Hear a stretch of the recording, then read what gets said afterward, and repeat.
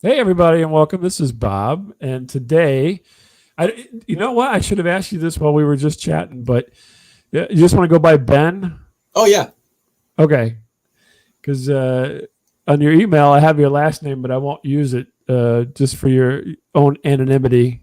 I And appreciate I that. know you, you got your glasses on, and what have you got on your hat there? You got like It, is that it duct tape? yep. That's my Okay. secret weapon. I grab a hat that I like, regardless of style. I cover up the logo, and now it's my own hat. Oh, okay. And then you're all emblazoned with your NASA shirt Oh today, yeah, which kind of fits because into the I'm a motif. frequent flyer in the stratosphere. So I got my patches for flight miles, and so yeah, I got my little button, and so And your yeah, American flag and all kinds of good stuff yeah, going because on. patriotic as fuck, Bob. And I don't know if that's throw pillows in the background or what the deal is with Oh all damn that, it, I but forgot. Yes, my bed's a mess. oh, I didn't. I meant to I clean thought that you up. had like some kind of weird throw pillow thing going on I mean, today or there is a something. I don't weird know. fluffy throw pillow back there, on top of the regular average non-fluffy Oh, pillows. okay. There's a variety. Well, that's fine. I didn't realize it was even a bed. I thought it was just Yep. some kind of couch with a bunch of throw pillows on it. It's whatever. Let your imagination wander. Okay. Whatever you And like you it have to be. It a could be a fantastic gigantic background. beanbag chair. Whatever you want it to be, Bob. Oh, okay. Yeah.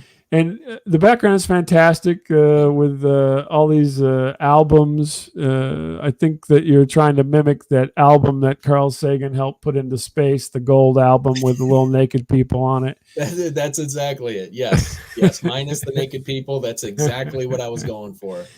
And the where we're at in the solar system and so forth. Yeah. Yes. But Exactly. if folks don't know, Ben is the host of the increasingly popular, given the stories these days, UFO No podcast. And actually, look, I asked you, and I'll put it up on the screen there, Thank you. UFONOpodcast.net. Indeed. And he says he just redid the website. So if you don't like it, you got to wait a little while before he redoes it again. As So, I've said, it's a brand new website. Smells like a new car. no, wow. Yeah, that'd be interesting. That'd be a scratch and sniff for your website. That would be Yes. an interesting Yes. development, I think. Bob, let's develop it. Yeah, I think that people would like that. That'll Yeah. be the for the new iPhone add-on. You stick it onto the new USB-C port, and then it'll Yes. emit sounds or smells for each website when you scratch the screen. You That's scratch your right. screen. That's right. If you want to smell an alleyway in New York, it's your lucky day. It's your lucky day. UFO No podcast smells like urine and garbage. Oh, how interesting. That's Whatever what your flavor is, man, we got it. that's what New York smells like when I was there. At least it smelled like I've urine never and been there, garbage. so I take your word for it. Oh yeah, no, we were. I had never been. My wife had been a couple times and was excited for me to go, and I went and I'm like, this smells like piss and garbage. Why would you enjoy this so much? But I think she takes different, joys out of going there than I did, perhaps. So There's people that are able to ignore a lot of negatives to simply enjoy the positives, and so I yeah, feel that's kind of what you got to do in these places. I guess so. Yeah. I was just because we were there during a garbage strike too, so that didn't help. Oh wow, yeah, you picked a good time for smells. One of Yeah, the for many sure. garbage strikes that happened in New York. Yeah, yeah. But Ben is part of. He's the founder and host of UFO No, and I've had the pleasure of being on there at least once or Twice. twice Twice. now. Twice now, yeah, Indeed. to talk about all things UFO. Now, I want to talk about that, but in a minute. So we got to go back a little bit. So You let's bet. go to young Ben and why did he decide to start recording things? Because I know you have a show prior, at least one show prior to UFO No. So what was your, you know, progression to say, you know what, I need to be heard, and so I need to start doing this? Yeah, well, I continuously was told you are an opinionated asshole, and That's the I next show he's going to put out. absolutely, this is my band name, and so I just I kept seeing these podcasters who, in my opinion, were opinionated assholes, and I thought, well, shit, I can do that. I can, Yeah. of all the things, I can't dance, I can't do any of that shit, but I can talk shit.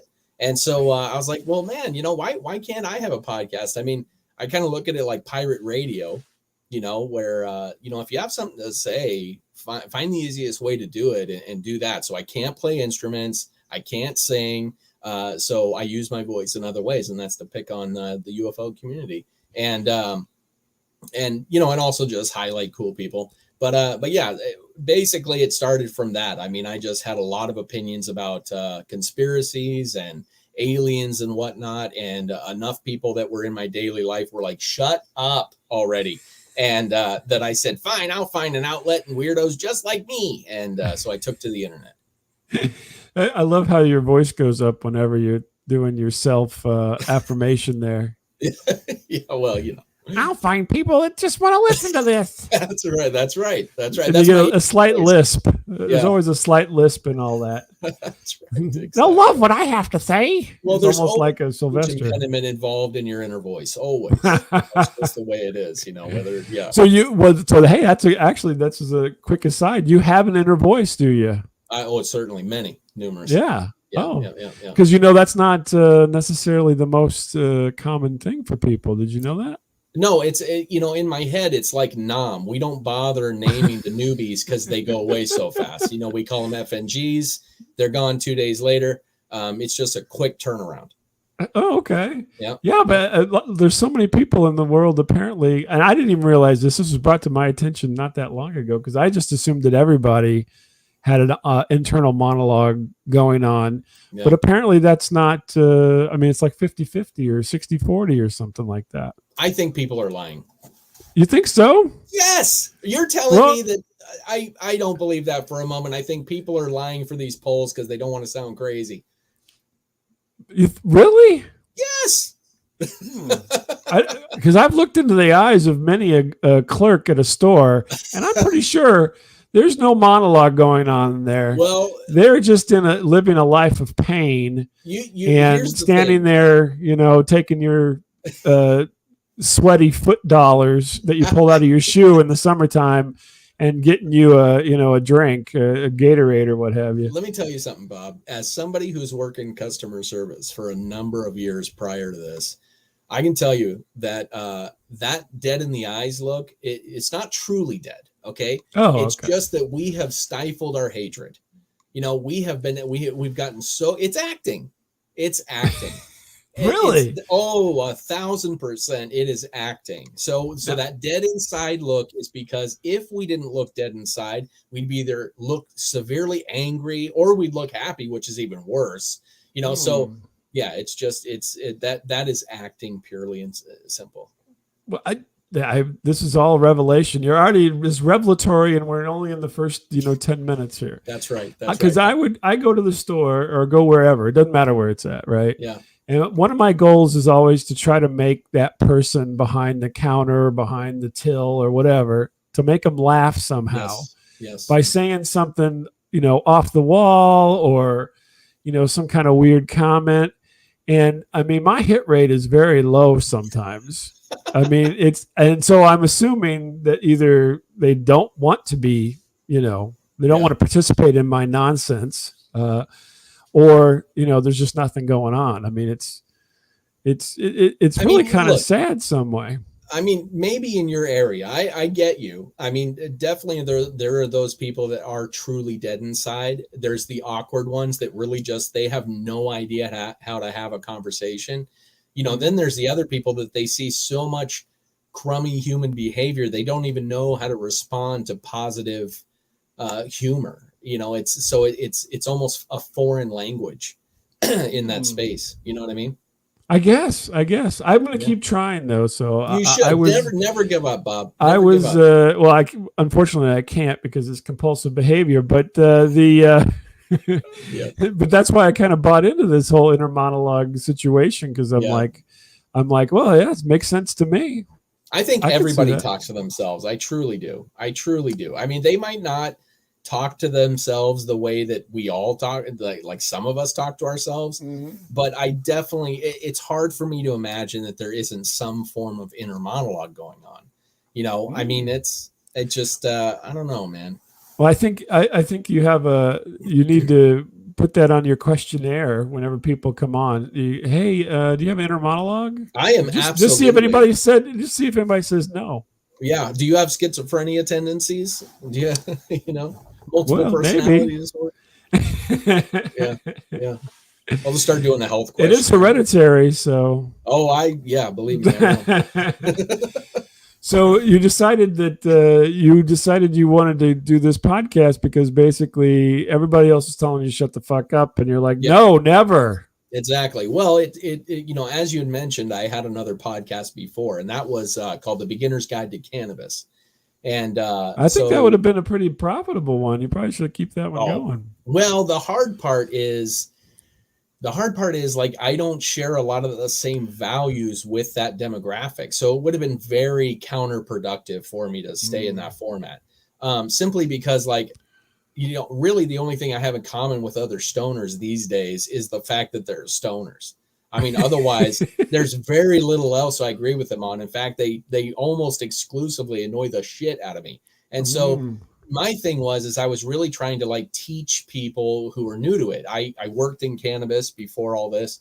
And so I ran into a lot of people that kept saying, I just need a beginner's guide to this. I need a manual. And I didn't see any, there was a lot of manuals out there for growing, there was a lot of stuff like that. But when it came to actually applying cannabis to your personal situation, there was very little information out there. So my endeavor was to try and educate people on how to use cannabis better, how to kind of get away from the stupid ass nature of the culture that exists now. That's all party, and there's very little knowledge.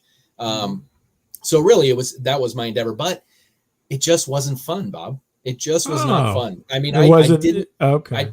I didn't have fun doing it. It was like I felt so much pressure and stress, and I was always angry because it's like, the cannabis industry has got a lot of bullshit. Kind of against the whole cannabis lifestyle. And so exactly. So it was not conducive for me. I don't think it was conducive for an audience because anybody I was talking to, I was basically preaching to. And I didn't like that. And so instead, this topic, I knew enough to get into it, but I didn't know enough to feel jaded by it. I mean, until recently. And so so now it's I get to explore a wide range of topics under this banner that I wouldn't have been able to do had I stuck with the cannabis podcast. Oh, and so that's really my thing. Is this is far more fun and therapeutic for me. And now with my job, because I have a little CBD shop, I get to preach to people all day about cannabis. So it's I don't have to necessarily have the podcast directed for that. And again, I needed an outlet that was more fun and more therapeutic for me as well. It's very selfish, No, but I think that's what this is all about. If nothing else, in the 2000s, internet culture is nothing but selfish. Yeah. It's all about being selfish and giving everyone the tools to be extremely selfish. Yes. And so, I think that's, I mean, I don't know that anybody has coined that yet, but we certainly are in the selfish age of internet culture. Yeah, definitely. Yeah. So, so edibles versus smokables, what's your stance? Well, as I say all the time, there's no easy answer to anything. So I'll break it down simply like this. There's a lot of shit that goes into both. You have pesticides that are riddled in the smoking. Then you have a lot of sugar and junk that's put into the edibles. So what I usually tell people is skip all that and ask for RSO. And it stands for Rick Simpson oil. You're not going to smoke it. You are going to technically kind of eat it. You're putting it in your mouth. You're allowing all the glands in your mouth to absorb it, throw it in the bloodstream. You're going to get much faster results than the 2 to 4 hour delay in edibles. You're going to get in 20, 30 minutes. And you can dose more appropriately. 10 milligrams of THC, that can be high, but you want some CBD in there and stuff, for the healing and all that. And so anyway, I definitely say edibles, but I say make your own. Oh, okay. So you're like make your own pot brownies or what have you. Yeah, whatever it is that you want, because you can ensure the product doesn't have extra shit in it that you don't need. If you have cancer, which a lot of people are taking cannabis for cancer, well, sugar feeds cancer cells. So you don't want to be eating a bunch of sugar, which is Right. what you're going to get when you go into the pot shop and you get edibles. It's all in gummies and, chocolates and all that stuff. Whereas if you eat the rosin or the resin by itself, the distillate, which is really what they're making it out of as well, then you're skipping all that filler and you're going straight for the product. And so all killer, no filler in the case of that. Correct. At least much less. And so then in that case you can dose. I usually recommend, a grain of rice size on the finger, on the bottom of the teeth. Let that sit in your mouth for about 2 minutes or so, and you should get results within 23 minutes. You'll get results, but results may vary. That's right. Take 2. Call me in the morning. So basically, you're rather than going through the digestive system to get into the blood or going Correct. through your lungs to get into the blood, you're going straight into the gum, I guess sublingual capillaries in the blood or in the gums and everything to go right in there. Exactly. Yeah, because your mouth has a ton of receptors that go directly to the bloodstream. So so you're skipping all that. So anyone with digestion issues, you're going to get diminished results with edibles. So this helps. Anybody with COPD, asthma, any type of issues where you can't smoke it, it fixes that. So literally it fits any demographic that you can imagine. And not only that, you're going to get potency out of it, and then you can dose it better. So you can take that grain of rice size, you're getting 5 to 10 milligrams per dose. So you can dose very appropriately, and you don't have to worry about getting overly blasted, ending up on Mars by accident. Because that's always the problem with the edibles is people just eat the candy bar like it's a candy bar. Yes. And you're supposed to just take a square or something, and the next thing you know, you've like ate 2 of these candy bars, and you're out of your gourd with this stuff. Oh yeah, so I've gotten a number of calls at 10:30 at night from people going, "I feel like I'm gonna die."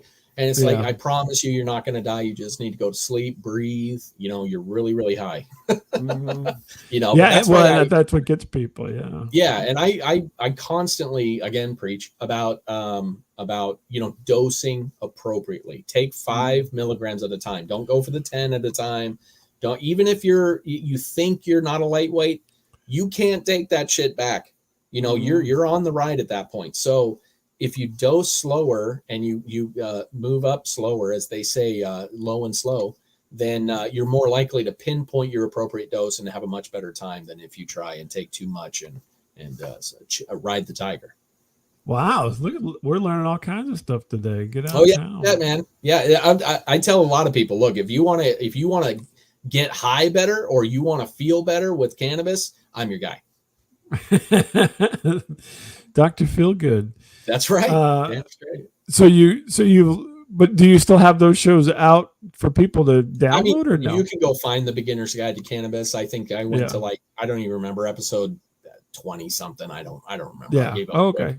But yeah, they're out there. I mean, I was putting a lot of good information out there, but it just, again, it was not there were no real happy. I had to force myself to go and collect happy stories in order to counterbalance all the negative shit that was going on in the industry and all that. It's just a mess. And so again, I think with the regulation comes headaches. The bureaucracy of this is a nightmare. Well, and not only that, but then you have just the lack of care within the industry to even make an effort to be healthy, make an effort to be knowledgeable, make an effort to be more knowledgeable than just, dabs and the keywords and all that shit. Mm-hmm. It's like, how do you apply this to health if you don't know health? Right. Yeah. And that's the biggest thing that gets me is all these shops fly a banner of health, but yet you walk in, they can't even say fibromyalgia, let alone walk you through what to be able to do when you have fibromyalgia. If you have it, or oh my God, it's unreal. And you're going to talk to Queef with the dreads and the lensless glasses. Fuck you, man. You're a waste of space, dude. It's like, and they give horrible advice. As you can see, this is why I don't have that show. You could call yourself the pot preacher. Oh, dude. I mean, I literally ran myself out of a job when I was in the cannabis industry because I would sit there at a store going, "This is all poison." Poison. Because it's riddled with pesticides. It's riddled. Well, they're basically, it's to make money. Yeah. Yeah. And But it's unfortunately, flown. making money doesn't always coincide with doing Yeah. things correctly or Yeah. Exactly. in the best interest of everyone. I'll put it Yeah. that way. I got an old school hippie heart, man. And so for Yeah. me, as much as I hoped and prayed for exactly what's going on in the US with free access, not free, but access to Mm. cannabis for the average person, it's the most disgusting, deplorable aspects have taken over the industries in almost Wow. every state. Yeah. I think So, that's what happens everywhere. yeah, yeah. I mean, the first, food vendors were probably totally disgusting. They're brushing maggots off and giving it to you. They Yeah. still do that today in Yeah. between visits from the health department. Exactly. That's right. That's right. But Yeah. now at least we have a health department that comes by every once in a while to get them to clean everything up. So Yeah, yeah. And and Washington and State, like to use an example, because I'm right on the border state for I'm in Idaho. Washington's like 4 miles away from us, and they have almost no regulation on pesticide testing. Mhm. And so it's like really crazy. You can go in and pick up a package of cannabis, and you can find it says pesticides not tested, and Mhm. it's like that's scary shit, man. It's covered in Roundup. Yeah, oh yeah, for sure. It makes it grow. which is which is poison to people, but we Yeah, still use yeah, it quite a yeah, bit. yep. And If when you're if trying to you make read about weight, Roundup, yeah. when you're trying to make weight, you're trying to sell product, all of a sudden the bottom line becomes more important than the health aspect, and it just Oh goes yeah. on and on. And now that's just the absolute trend. It's just that's the way it is. It's all about marketing, it's not about health. Oh yeah. But Definitely. yeah, but anyways, again, perfect example. This rant, perfect example why I don't have that show anymore. I was a complete fucking downer, dude.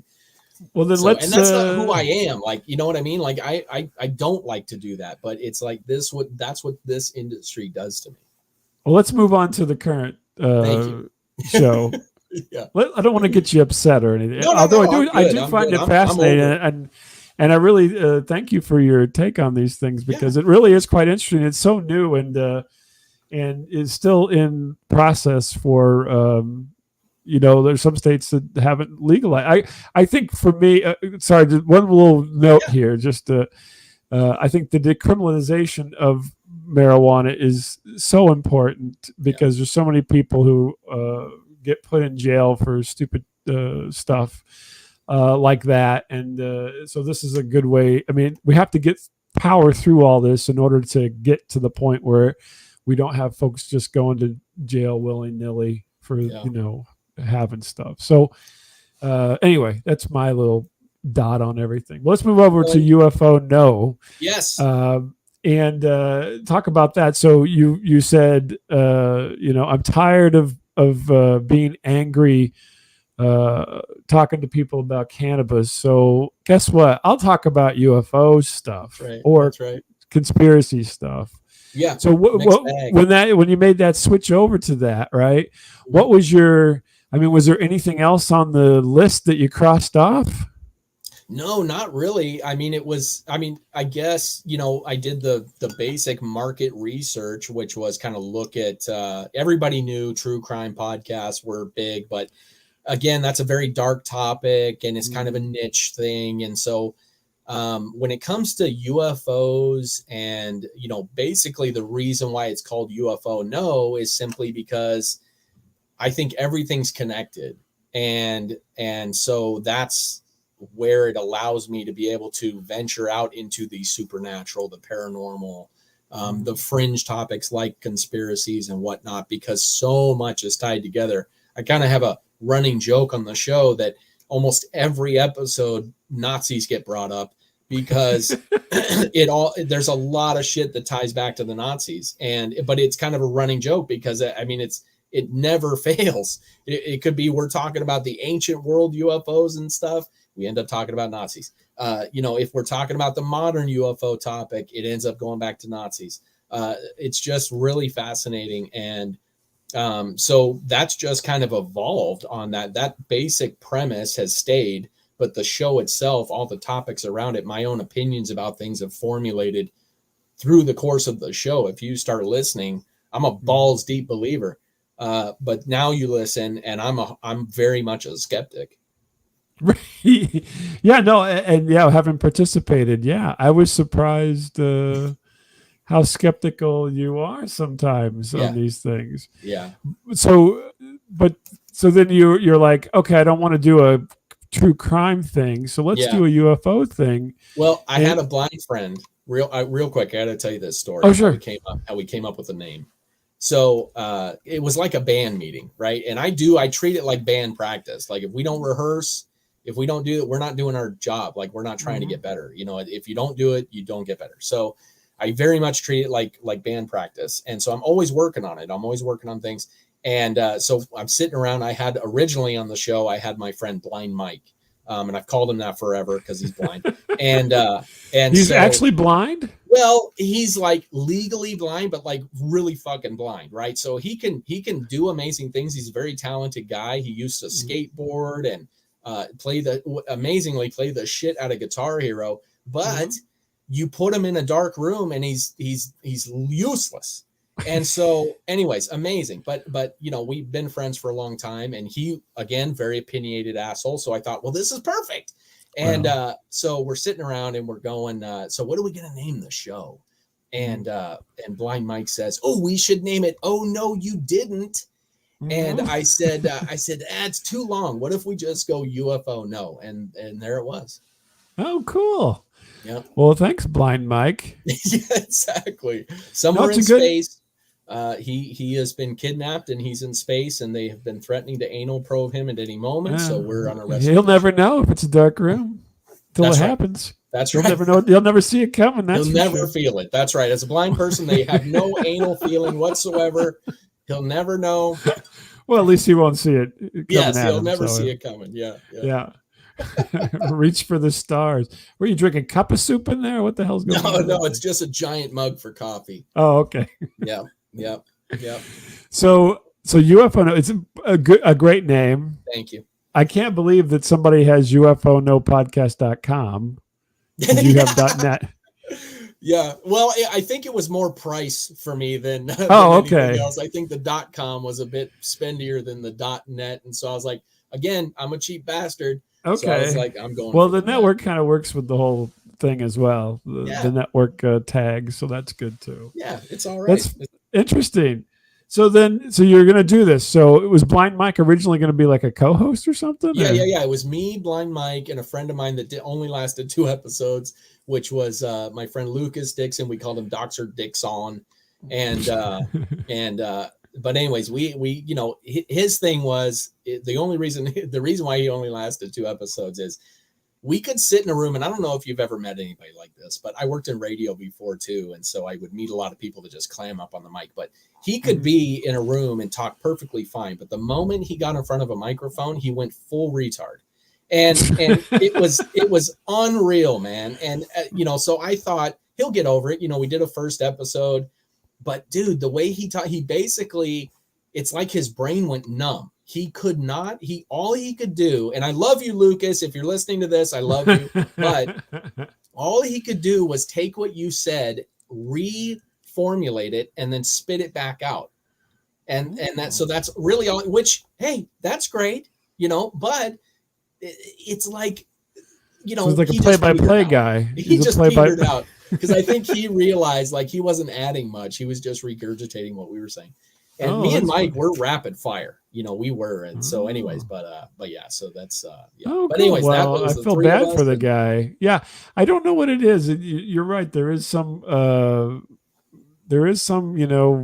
chromosome or something that some folks have where they can just keep going and going. Where some people, if you have any type of, technology in front of them, they just like a deer in the headlights. oh So yeah. And I had a lot of yeah, people. I mean, working in radio, man, I'd have people that they could read a script, no problem. But the yeah, moment they get in front of a mic, it was the craziest thing. yeah. I wonder why. I don't know. It's I've like not stage fright. like It's kind that. of a Yeah. stage fright type thing. Bad Yeah. experience in childhood. Possibly their inner monologue wasn't functioning. So Maybe they don't like big things in front of their face. I don't know. I'm not sure. I'm not sure what the yeah, isn't it funny how what microphones? You think phallic. they would make the shape different after a while because it really doesn't need to be that shape. No, look, I've never felt more Technically, comfortable. I've never felt more comfortable than having a phallic thing near my chin. So no, it puts me right at home. Oh my goodness. So then you started. So how many episodes are you into now at this point? We just laid down this morning 148. Wow. Hey, Yeah. good deal. And when did the what's the start date on this Yeah, it was February endeavor? 2020. As you can see, I've done a really good job of my background Oh no, research. not at all, dude. Not at all. I don't expect you to know all this shit. I mean, I barely know it. No, it's I had to bone up on my own start date. I knew you were going to ask me. And I was like, I don't because even that's know. part of the deal here, right? You got I to ask that always say question. anytime I've used this line forever when I work jobs, and I do the same thing for the podcast. When people say, "How long you been doing it?" I said, "I treat it like jail time. I don't count the days." Ah. I just do my time, man. And so no, I had to look back, and with February 2020 was our first first Okay. episode. Well, that's cool. So do you do seasons? Like some people say, I did a season. No, too lazy. Yeah, because I don't know what a season is. That was always my problem. I never do season. No, and I do a year. I don't do topic. To me, a season is like you're covering kind of a storyline, and then you go to another storyline. And I'm like, we're not going to do that at all. It's the other thing is like a lot of times when you do seasons, there's some expectation that there's going to be some new improved something, and I'm like, I can't guarantee that. I can barely keep my shit together enough to produce episodes weekly, let alone like give you a new intro or whatever the fuck. No, too much pressure. Yeah, no, I've never understood it because the season doesn't in this situation doesn't seem to mean anything. I mean, I think it's literally I could say I have 1,300 seasons because every show is its own season. There you go. Yeah, that sounds great. Yeah, exactly. Yeah. Season is an hour and a half. Yeah. Yeah, there you go. Yeah, whatever. Yeah. I mean, it's nonsensical in that sense because it's not like network television or exactly. You don't and no radio. I mean, have you ever heard of a radio show doing a season? No, and I think what it is this idea that they are going to do off time. That's what it makes me think. When I see a podcast that does seasons, the first thing I think of is, well, I wonder what months they're not going to do this podcast, because that would make more sense if they took 3 months off, which to me though is like the consistency is kind of key in this with podcasting. Unless you're one of those that throws down like 3, 4, 5 episodes a week, you got to have a pretty big library to afford to take 3 months off if you're doing a podcast, at least in my opinion. Oh yeah, no, I totally agree. But weird. I always hear people say season, and I'm like, what? Give us the equation. What the fuck is a season for you? You know what I mean? Exactly. Is it I woke up this morning and I go to bed? That's a season? I don't know. I mean, it's bizarre to me. I mean, it's episodes make sense, years make sense. This whole idea of a season. I just like to get your take on it because I've never understood it. So yeah, I don't understand it either. Like I said, I think it's basically to allow the content creators to dictate how many, I guess I don't know. I guess it's different marketing. It's a different way to market it. And but everybody's got their own thing. So it's like, hey, whatever, man. If you want to do seasons, do seasons. But I think they're putting pressure on themselves because a new season, there's new stuff. Right. There's got to be some. You got to bring back Blind Mike. Episodes. I mean, heck, you got to tell Blind Mike he's got to show up for next season. That's right. He just beams down from Zuckerberg. Yeah, he's like, oh, I don't want to do that. What do you mean? That's right. Exactly. So then, I was just listening to, and I'm totally be a jerk here because I can't remember the guy's name, but you just had a gentleman on. The other day, who was obviously from another part of the world. Oh, Faizan Ali. But there you go. I could not remember his name. I'm sorry. Yeah, he's great. No, it's okay. He's really the only like foreign country guy, aside from maybe a couple of Brits that I've had on the past. But otherwise, yeah, he's the most exotic person I've had on the show. Now I don't know that I grokked that is he actually in India perhaps or someplace like that. I'll be honest with you. And Faizan, I love you, so don't take this wrong. I don't know. But Oh, okay. I always say he's in Pakistan only because I have no idea, and I feel like that's right. Well, then I Uh, shouldn't have said India because I don't think they get I along. don't I don't know. I don't think he cares. We've had a number of cultural talks about peace and love, and so he's not about the tribalism. Oh, okay. Yeah, Well, so that's good. you're good. You're good Well, there. I thought it was fascinating. Anyway, I didn't. I have a problem with names anyway. So the only reason Yeah. I knew your name was because it was on the screen for me. Yeah, yeah. I'm saying way, And man. but I found it fascinating to get such a different take on things, Yeah, especially having had conversations with you myself. That it was really interesting to hear what other parts of the people in other parts of the world think, because we're so U.S. is so U.S. centric, yeah. right? The other world doesn't exist to most people, I would assume, Oh at yeah. least from the way we interact and so forth. And so to have that brought into the mix was very it was very enlightening, really. I mean, it was really quite good. And I Thank was you. wondering, so how did you meet up with this guy if Yeah, he's in actually, somewhere else in the world?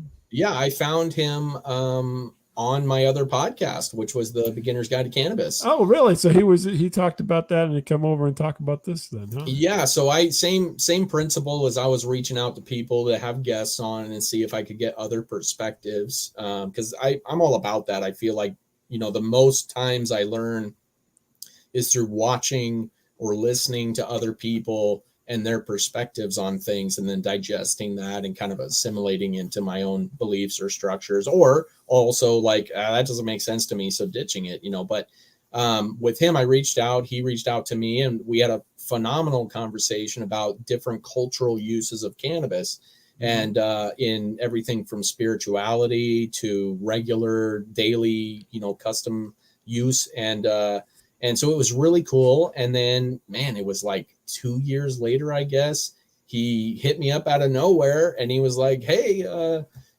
was wondering if you're still doing that podcast. And I said, well, I'm doing a podcast, but now it's all about aliens. And so he said, I can do aliens. And I was like, well, let's do it. So, And he said, "Hey, yeah. go Well, the figure." beautiful thing about the reason why I like the format, which I think you guys have a very similar format, which is pretty free flow, Yes. but with us is like it allows me to, like, I guess, fit to any topic, fit or conversation style, is like we can just jump on and have a conversation, and it makes it so easy. And so yeah, it's just, and I have a really easy time just kind of talking to people, so that's what I like to do. And so what you saw, I think that was the second time he's been on the UFO show. And Yep. yeah, He was each in the time first season, and you brought him back for the next one. that's right, round two. But no, he's just, he's like he was a sports journalist, he's done a lot of different things and traveled around a lot, and so his perspective on travel and the world and culture, because his culture, I mean, some of the stuff like the gin that he talks about is fascinating. Oh yeah, Fascinating. the gin is a big deal. Yeah. It's a big, Yeah. it's people get really upset about it. Yeah. I Well, mean, like there's kind of, regular folks. I mean, here, yeah. you have a conversation about ghosts or something, and either people are into it or they think you're wacky, Yeah. but nobody's going, "Oh, don't talk about that. You don't want to talk about that." We Yeah. can't. Unless I it's mean, Ouija boards. Everybody gets weirded out by Ouija boards, Ouija but boards. yeah. Skinwalker would probably be the closest thing that in the States, I think, that has Native Americans don't like to talk about Skinwalker. Yeah. Yeah. They get all like, that's right, I don't want to talk about it. Yeah. But the gin over there is kind of like that, right? So then you don't want to talk about the gin or be involved in anything with the gin. Yeah. It's interesting because, like, over here in the US, it's kind of lumped in with genies, which they do have similar characteristics. Obviously, like a genie is a very cartoon version of a jinn. It's this like genie that pops out, gives you wishes, and oh, you better be careful what you wish for. There's a moral at the end of this. But Hanna-Barbera had a genie. I can't remember his name. Where he goes, "Yapple dapple." Yeah, I don't think jinns do that. But No. the idea of the jinn is very much so like a deity and like a mischievous god, and that not only will they give you wishes, but like they're out to get your soul.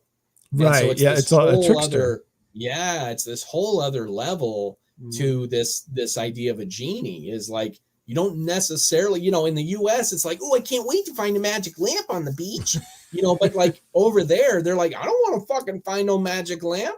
Right. So Exactly. anyways, It's it's negative. very, Very very negative. interesting. I love the cultural differences, and But again, it's all about perspective. And so that perspective on things, and just like talking to a culture that's so old, mhm. or I'm sorry, people that are from a culture that is so old. Right. Right. That is, to me, it's so fascinating, because it's not like a group of Mormons in Utah that believe something. This is like thousands and thousands of years worth of lore that has been passed down. Lore, maybe based on truth, who knows? That's passed down to be like in the DNA of these people. Mhm. It's so ingrained. That's what's really fascinating about it. And so when you talk to somebody like Faison, who has had certain experiences, to me, that is so much more impactful with somebody who's like, very, very well known, knows that culture so well. And Mhm. so anyways, it's very interesting. But also I have the whole conversation about belief, and if it's in the culture, it's in the zeitgeist, and we know about, manifestation through belief and all this type of stuff. And so there's that whole argument as well. Yeah, it's just wild. But getting Mm-hmm. that different cultural aspect to this topic, UFO topic, is really something that you don't, what I should say, you don't see it in the sense of talking to people from the culture. They love to pull in any other culture's UFO thing. If you watch Ancient Aliens or Yeah. any of that kind of stuff, the Vimanas would fly around.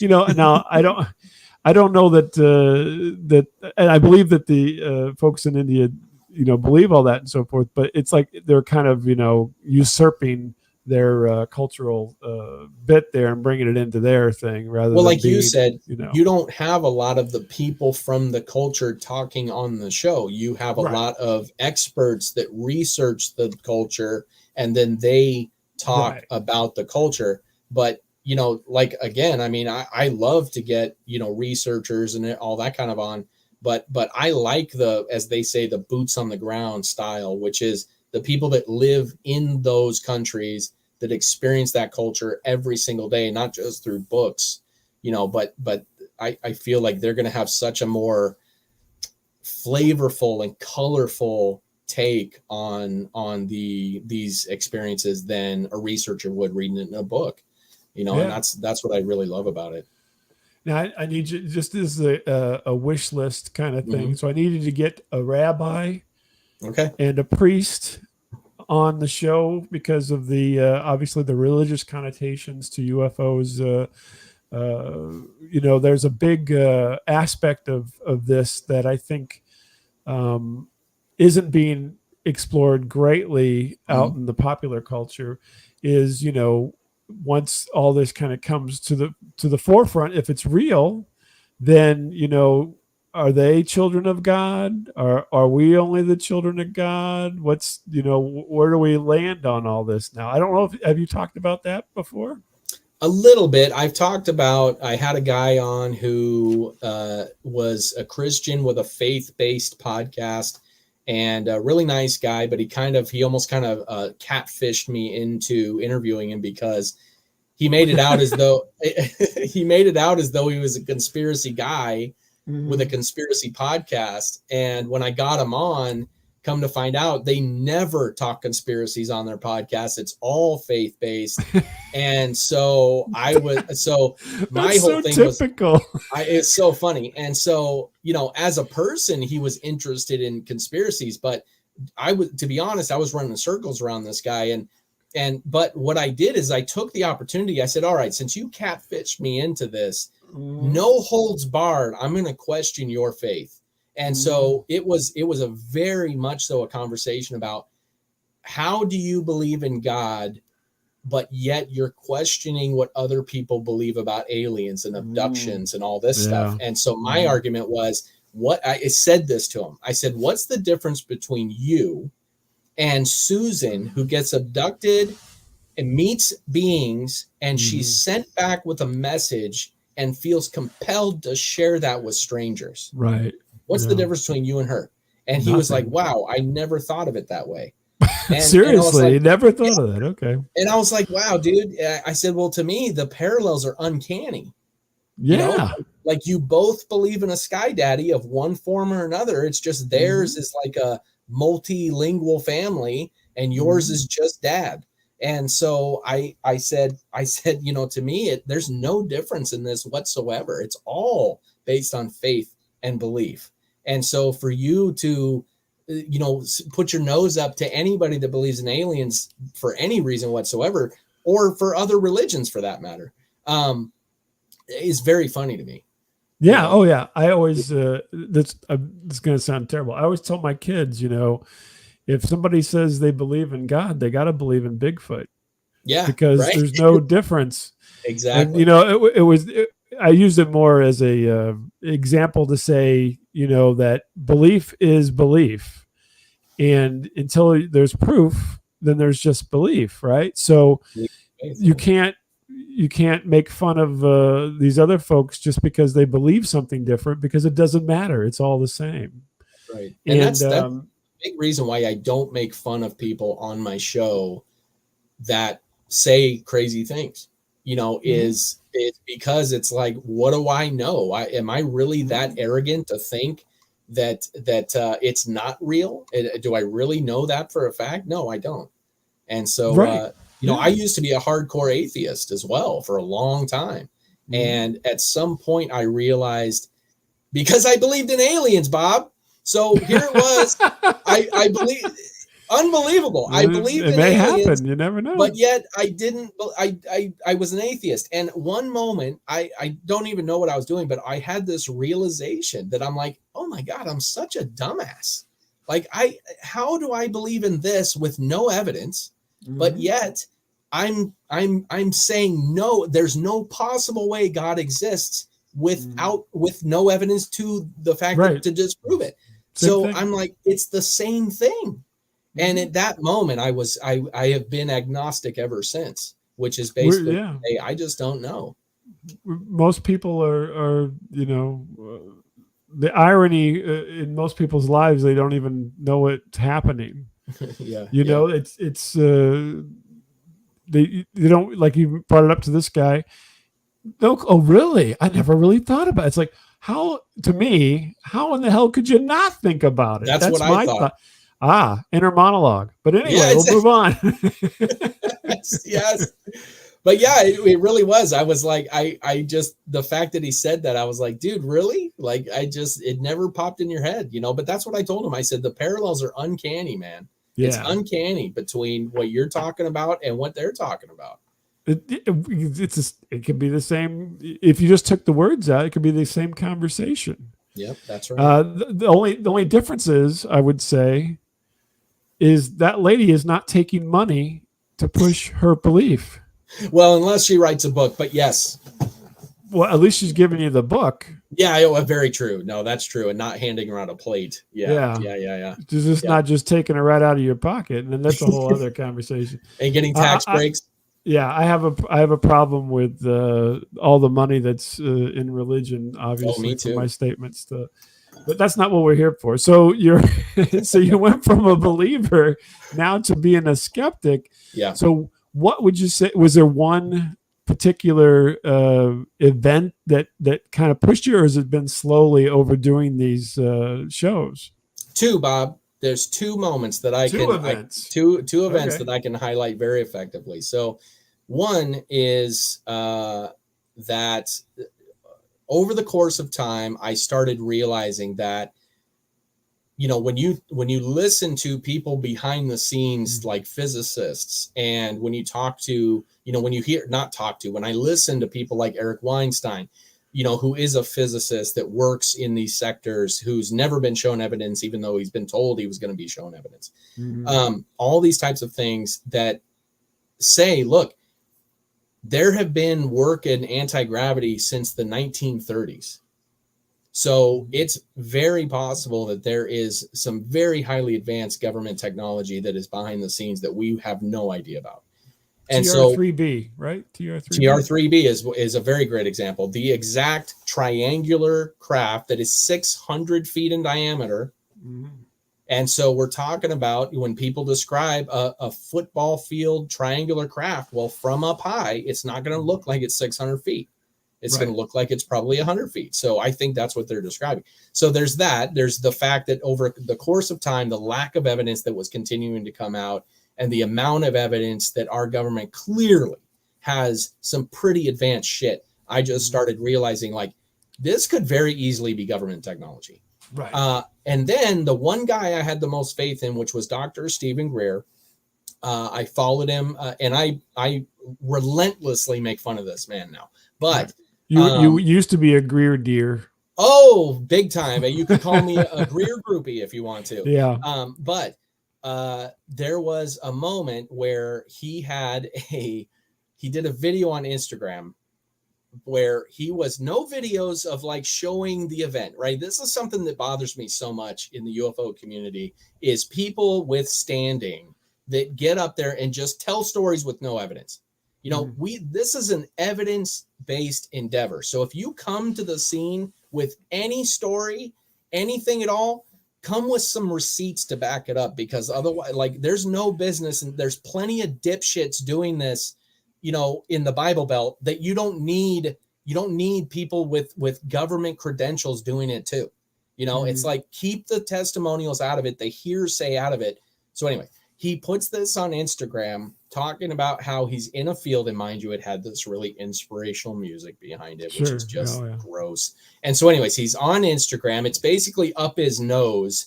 And he's talking about how he was in a field and he's speaking Sanskrit with a number of individuals, and they're meditating in this field, and a group of bovine, Bob, he said bovine. He didn't say cows. Well, he is a doctor. He said, no excuses. All right. Anybody who says bovine needs to have their Achilles heel cut. All right. It's just, I hate you immediately. Okay. So anyways, he says bovine. And he says, a group of bovine gathered around us and laid in a circle and meditated with us. That's what he said. Now, I know that Stephen Greer has said some outlandish things before, but this is the one that broke the camel's back. Yeah. And I was like, dude, no, I don't approve of the bovine use, and I don't approve of the gratuitous nature of your story with zero evidence to back it up. So after I started taking a very skeptical look at Greer, I found a lot of shenanigans, you know, a lot of shady shit that I didn't like. And so from then on, I was like, you know, Greer, I'm just gonna poke fun at you until you're on my show where you clean shit. You lost your free pass.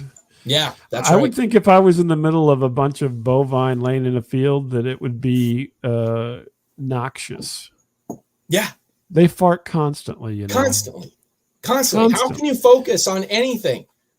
There's so much methane, they probably were all knocked out.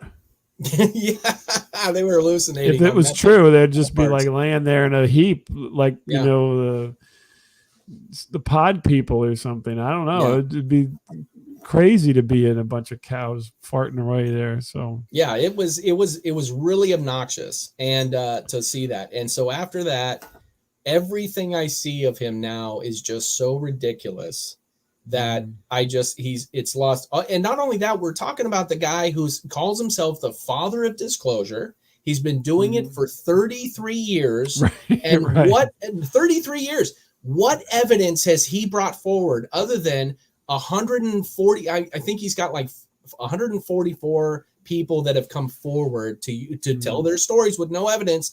And then another 500 in the pocket that have never even shown their faces. But he claims that all counts as evidence. And then one time he brought forward a little 4 to 6 inch little thing that he claimed was the Atacama mummy or whatever it was. And it turned out it was some form of advanced dwarfism. It was a human. Oh, right. Yeah. That little, and dude, all the place he was saying it was alien, all over the place. And then now, very commonly, now you have the Mexico thing where Right. they just brought out Well, what yeah, two Mexico. two alien bodies, and they're What's the his weakest. Jaime? What's his name? Jamie Jaime. What's his name? The he's a journalist down there. He was involved in this thing recently in Oh yeah, Mexico. the UFO researcher guy. Yeah, I yeah. don't know what his name is. He always has. He's worse than Giorgio Tsoukalos Yeah, as he far well as just jumping on anything. Oh, aliens! You anything. know. Well, and not only that, the last what was it, 280 miles away from where they supposedly recovered these mummies is where he supposedly recovered mummies in the past that were turned out to be hoaxes. Right. Yeah. He's yeah. Yeah, so He's we are definitely a in the hoaxer. age of propaganda. Period. He's saving for retirement. He's got to put a little more in the Oh, bank you know it, dude. He's just getting a before he few little retires. UFO groupies in his pocket. You know, Yeah. he's gonna go. It's terrible because I just see so many people jump on this shit and they just take everybody's word for it, and it's really crazy to me. It's really crazy to me. A lot of Yeah. belief in faith. It is, and I wonder. So we have those folks now. What do you Yeah. think of as far as you're talking about, like a Paul Hellyer, who is a Canadian defense guy, who had actually been part of Greer's panel, I believe, at one point, but he's pretty old at this point. But he come out and said he was involved in the 60s and 70s. With the hard part to stomach is he talks about the Canadian Air Force. But anyway, the he's talking about some things that he had seen, at least in the bureaucracy of things, not necessarily with his own eyes, but in the paperwork. So now he's square guy, public official, Canadian, all very trustworthy in that regard. So what's your take on that? My take on that is that anyone can be deceived. And if you look at, people bring up, like Richard Dolan is one of these guys. He's a big figure in the UFO community. Great. He does great content. And, the only guy I don't like is Greer.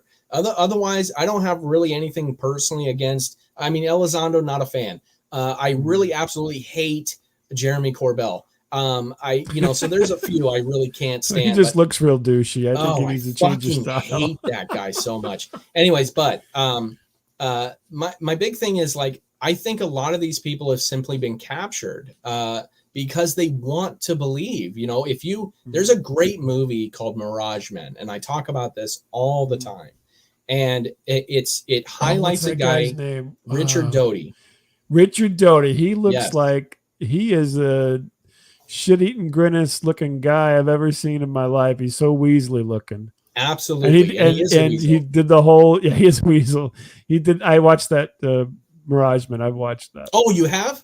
Yes. It's great. Phenomenal film. That was, I would say, if there was a third thing, that was the third thing. But I was already pretty well convinced that a lot of this stuff was propaganda and disinformation. But that movie really hammered it home. And I highly, highly recommend it to anyone who really feels as though there's no way these people could be captured, because this movie does a great job of not being biased. They simply highlight the methods in which these people, Bill Moore, Richard Doty, and several others, captured some of the main names. Linda Moulton Howe is a main huge name when it comes. She broke the whole cattle mutilation thing. Right, cattle and he mutilation breaks in down Colorado.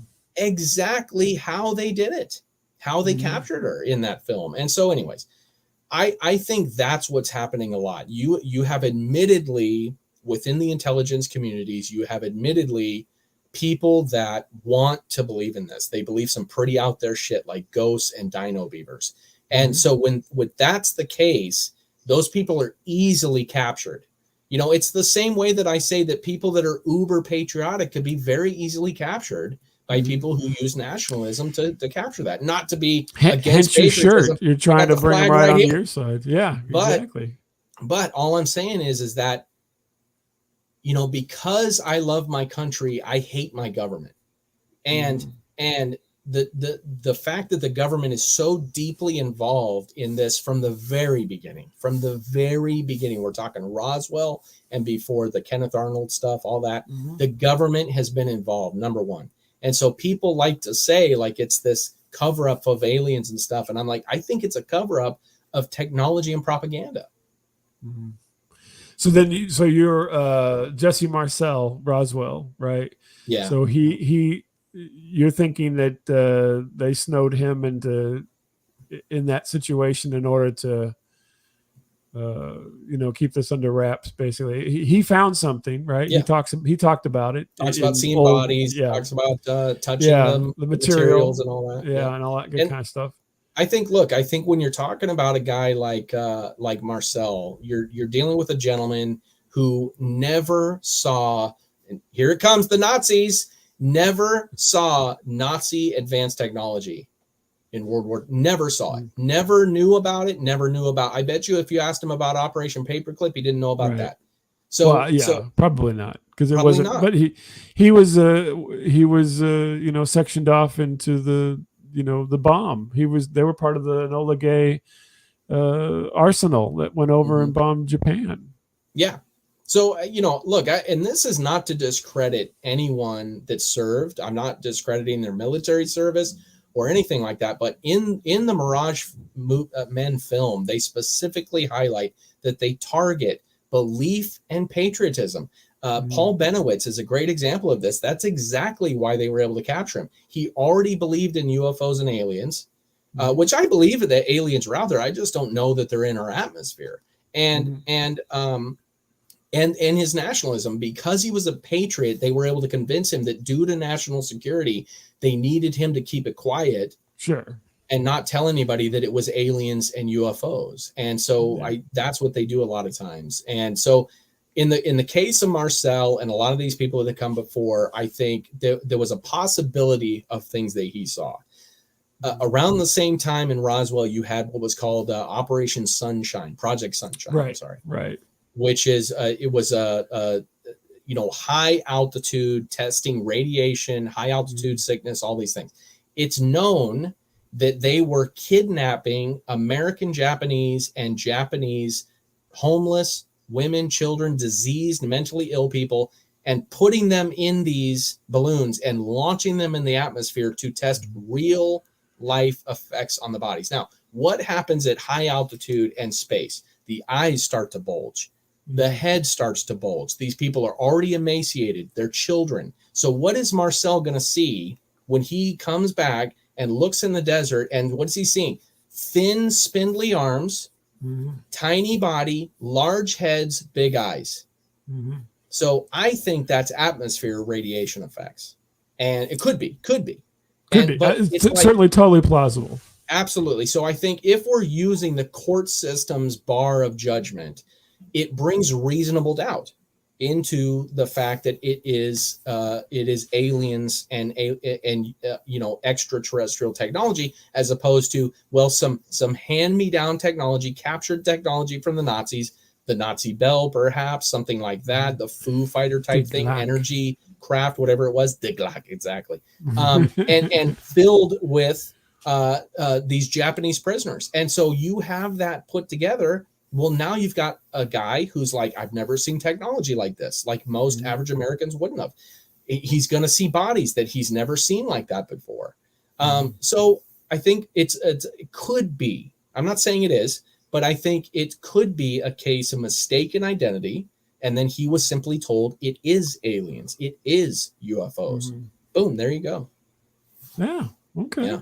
Yeah. So that's what makes me. On the other side of it, do you think that is there any stories or things that you've read that you believe, yes, this is something?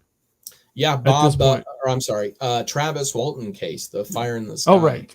Yeah, we talked about that actually. Yeah. I legitimately, that's an incredibly compelling case. Yeah, but anything other than, any other ones besides Travis Walton that you're like, okay, that's got to be good. That's got to be something.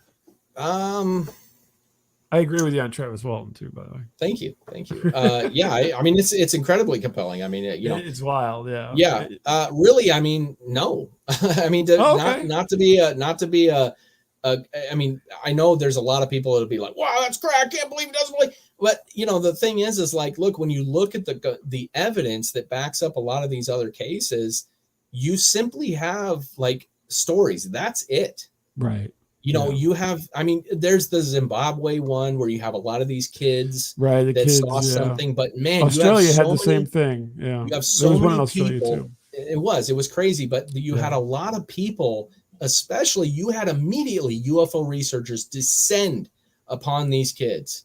Mm. And if you take into account any type of NLP action that was taking place, neuro linguistic programming, that could have taken place with these researchers to lead these kids into those conclusions, I think it's highly likely.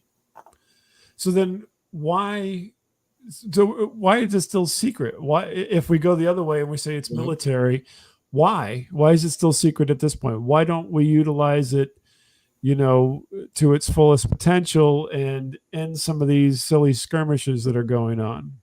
Well, because the government are shiesty bastards. And so what it is you have, they're not going to show you because that would mean that they would have to acknowledge that they are using advanced technology. Right now, it's a rumor and a whisper. It's basically the same argument as the aliens is we don't have a lot of evidence that it is the government, just like we don't have a lot of evidence that it is aliens. But I think if we're going with what's more probable, well, if you line up the government has used these tactics before, then it's to me it's much more probable that it's a local domestic problem as opposed to a foreign one.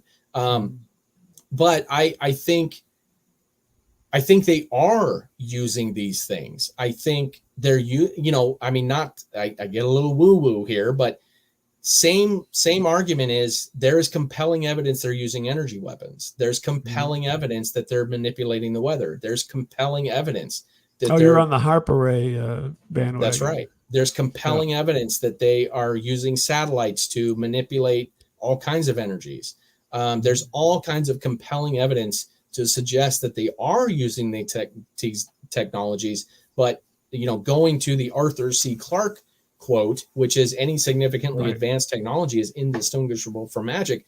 I think it's so outside of the box that the majority of the people cannot grasp that it's actually taking place. And I think a lot of it is also taking place in space. Yeah, Morocco's pretty pissed right now talking about HARP. So yeah, exactly. They just had a big earthquake in Morocco. Not there. Well, and there was a Japanese. I can't remember if it was a general or who it was that was accusing the United States. There was some crazy space plane called the X-29 or X-7 something or other.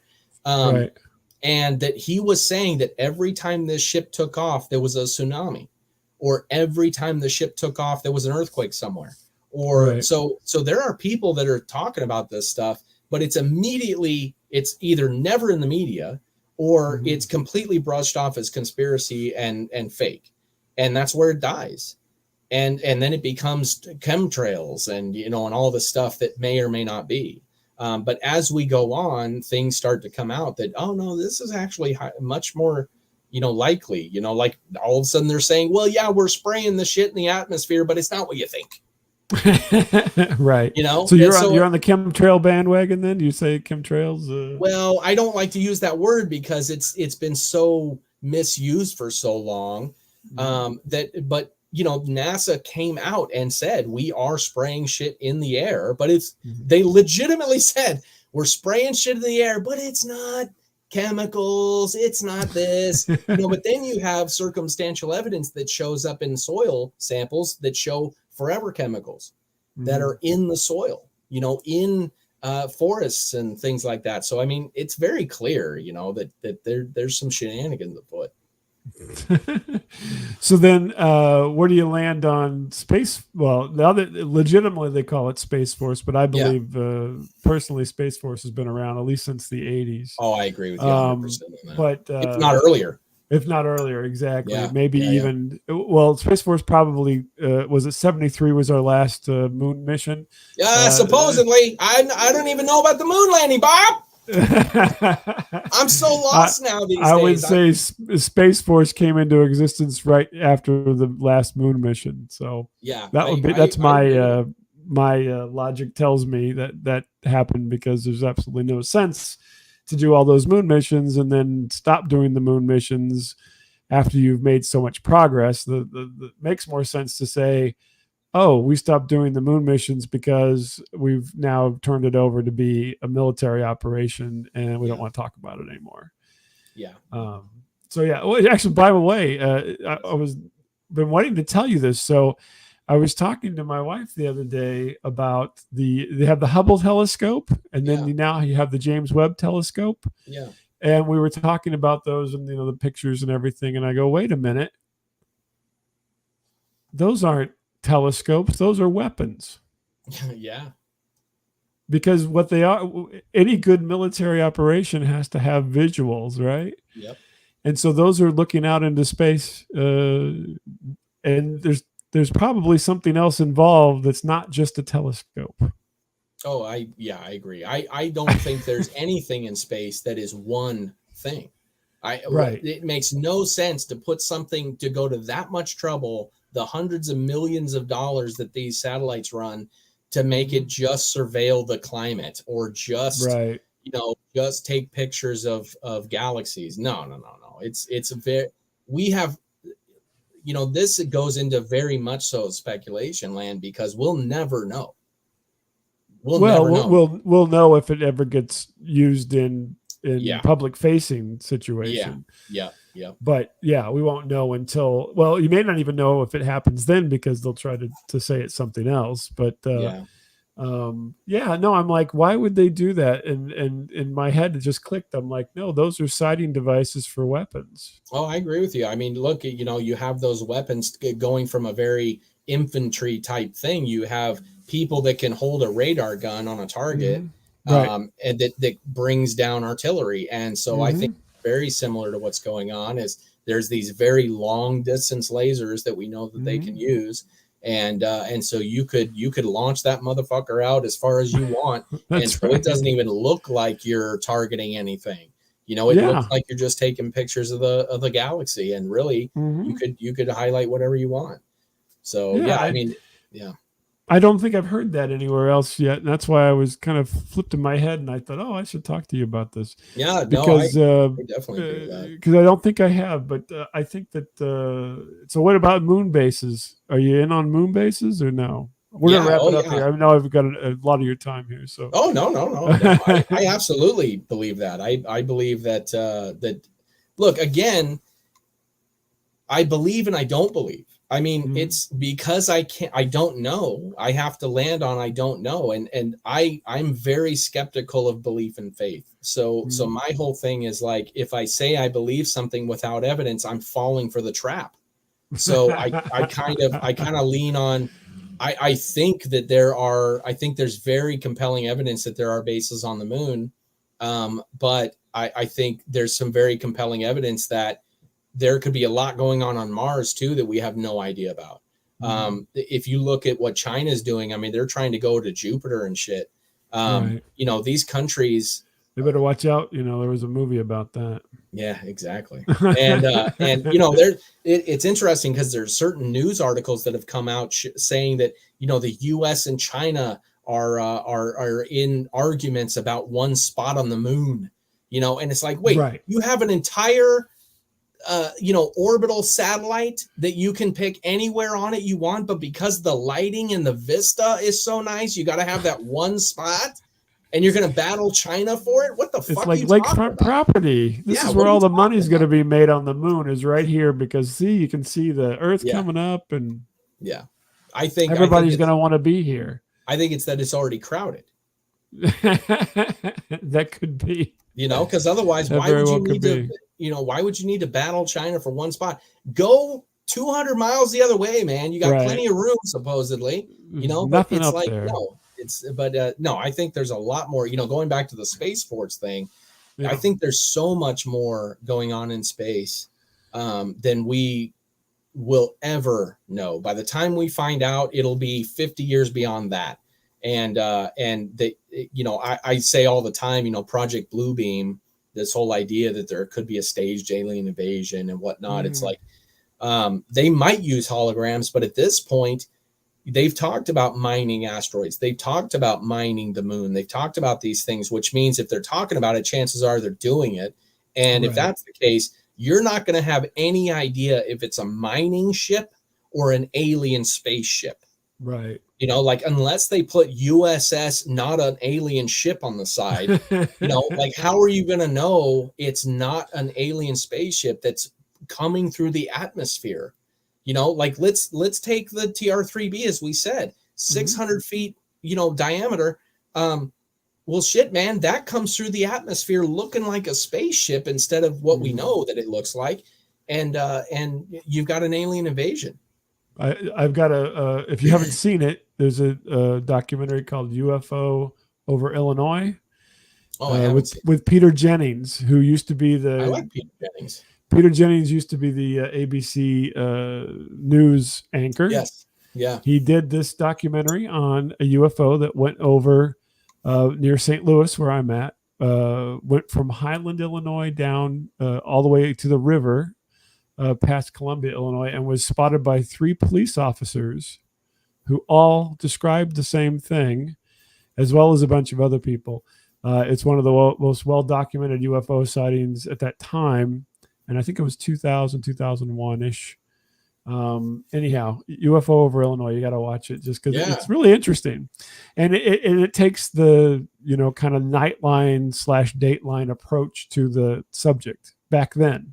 Yeah. So what people should be doing now, and some are, to the subject of UFOs, it was happening back in the early 2000s. So yeah. I find it fascinating, not only because I know all the places that they're talking about, I've been there and go there on a regular basis, but also because of the nature of the sighting and so forth. And the fact that there is a Air Force base in this area and they denied knowing anything. Yeah, exactly. And they didn't see it, and it was not on radar. They didn't know anything about it. They didn't want to talk about it. Yeah. That's a big factor is, this idea that there's a lot of them take place around military bases. And I think it's, a lot of people point to, it's because the aliens are watching over us to make sure the military doesn't go too far. It's like, really? Or could it be that it's actually government technology? And the reason why it's over military bases is because that's where they're coming from. Yeah, I got plant another thought for you here. Yes, so have you ever noticed, if you look on a map, a lot of Air Force bases are adjacent to public airports? Excuse me. Yes. Yeah. I think we talked about this. Oh, maybe I already brought it up then. Well, no, I mean, not this time, but I think towards the tail end of our episode when we did last. Oh, that's right. Yeah. I think I used it as a teaser, didn't I? Yeah. Yeah. Yeah. So there is. And so if you go look for it, which makes no sense whatsoever, it makes absolutely zero sense why a U.S. Air Force base would want to have anything public next to it. But if you look on the map, it happens again and again and again and again and again. There's a U.S. Air Force base, public airport right next door. Yeah. Well, literally, you can look through the fence. Honestly, it is crazy. But I'll tell you another little secret as well. A lot of the Air Force base stuff is not above ground. Oh yeah. Oh, I agree. Definitely. Yeah. Oh yeah. They're the DUMBs, the deep underground military bases. There's a lot of that shit going on. There's like 180 something that we know of, or some crazy number like that. But going back to the idea of the military bases next to airports, my biggest counter to, because I hear this all the time. Anytime I listen to one of the talking heads in ufology, they always say the same thing, which is, well, why would the government just fly if it is them, why would they fly them around our own planes? How irresponsible. And I just bring up, I'm like, well, the Tuskegee experiments were pretty irresponsible. The American Japanese concentration camps were very irresponsible. So my thing is this, is I'm like, okay, here, hypothetically, let's say you are a government entity or you're defense contractors or whatever. You got some crazy shit that you want to test, but you want to get the enemy perspective on these craft. Now, you can do one of two things. You can fly it in enemy airspace, in which you risk the chance of them finding out it's you and starting war. Or you can fly it around your own people and you're getting the exact same data with zero risk aside from your own planes, which you're already printing money to pay for. So with that being said, there's zero risk and all reward to flying classified technology around operational airspace as opposed to doing it around enemy airspace. So the Fravor sighting, the Ryan Graves testimonials, I think things like this, I think it's highly probable that it's government craft, because you are going to, who are they going to report it to? They're going to report it right back to the people that are putting it out. So it's real-time data brought back immediately. It's controlled. It's a controlled experiment. Yeah. I would actually say that there's no enemies. Has there ever been a time when we haven't been, since the space race, right? Since the space race, that we have not been involved with Russia as it pertains to space, and China. Ever, even now. Even now, you're absolutely right. We have a war in the Ukraine, but we still cooperate with the Russian space folks. You're absolutely, and China as well. China just now was mentioning, hey, we're getting the fuck out of here, but until now, I believe it was China, Russia, and the US were up there in the ISS. Yeah. So I agree with you there. You're absolutely right. You bring up a good point, that are there anything as enemies? But again, to me, if you have an Air Force base and you have a bunch of planes coming in and out, and you're going to get real-time data, well, now you're going to have pilots that are giving you that data directly to the base. Yeah, that's who's true. flying. That's a good point. So that's my argument, is like, it makes far more sense to do it that way, because again, there other than the money it costs to replace a plane, there's no risk. Right. Yeah. Yeah, and I mean, they don't mind if they lose a few and this and that. It all happens. I said, they're printing out money like a motherfucker. They don't care. They don't care. No. Yeah, it's all funny money. Yeah. So that argument that they wouldn't put their own people, Fravor has said that. Fravor has said those words. Somebody asked him, well, do you think it could be secret government tech? Well, no. First of all, he said, I'm very aware of what's in our inventory. It's like, oh, you do?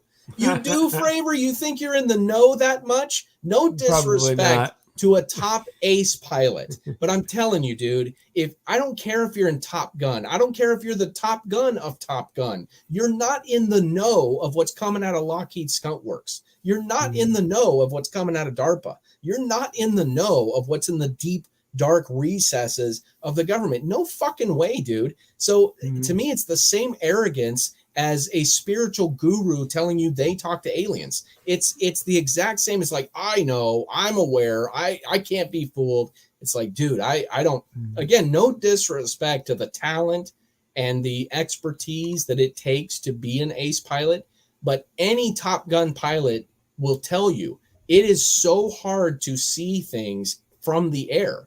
There's mistaken identity like crazy in the air. People have formed around buoys in the ocean, not knowing it was a buoy. I mean, no shit. So it's like, dude, you're telling me that from 1,000 miles away, no shit, 1,000 miles away, that it's not anything you have in your inventory? I don't buy it. Yeah.